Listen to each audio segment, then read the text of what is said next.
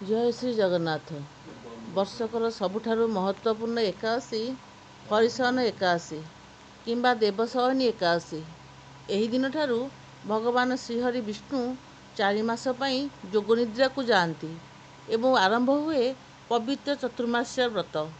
शास्त्र अनुसार एही एकादशी दिन जड़े सौभाग्यवती नारी जदि विशेष किछि उपाय करे तांको स्वामी को आयुष्य वृद्धि पाए एवं संसार रे सुख शांति आसे एवं घरू आर्थिक अनाटन दूर होता है। आजिर एही वीडियो रे आमे जानिबा हरिशयन एकादशी महात्म्य एवं सौभाग्यवती स्त्री माने केउ केउ सहज तथा चमत्कारी उपाय करिबा उचित। ताहले आसंतु जानिबा। श्रावण आषाढ़ मास एही पवित्र एकादशी अत्यंत फलदायी। एही दिन माँ लक्ष्मी एवं भगवान नारायणकर एकत्र पूजार बहुत महत्व रही।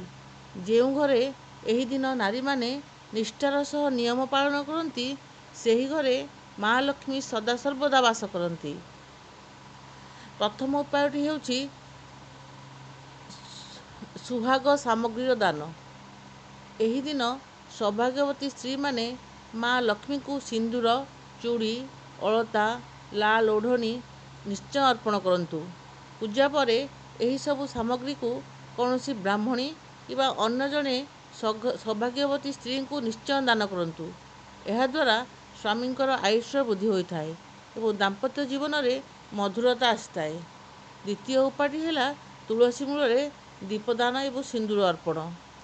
एकादशी दिन संध्यार एवं सकाळे तुलसी चौरा मूल घी दीपटे प्रज्वलन करंतु।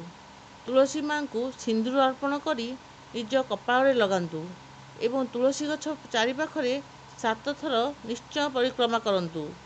मने रखंतु आज्ञा, एकादशी दिन तुलसी पत्र केबे भी छिंडाइबे नाही। तृतीय उपायटी होउची हलदी एवं केसरर तिलक। एही दिन भगवान विष्णु को हलदी किंबा केसरर तिलक लगांतु। पूजा शेष रे सेही तिलक को निज स्वामी मथारे लगाई दियंतु।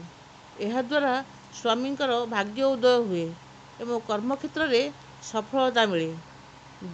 चतुर्थरे है दक्षिणावर्ती शंखरे क्षीरर अभिषेक।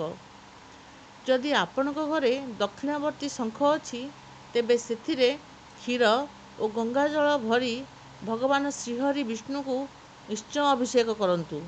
एही उपाय द्वारा घरर आर्थिक अनाटन दूर होई धनधान्य वृद्धि होता है। ताहले आसंतु जानिबा कौन करिवे नाही एवं कौन करिवे।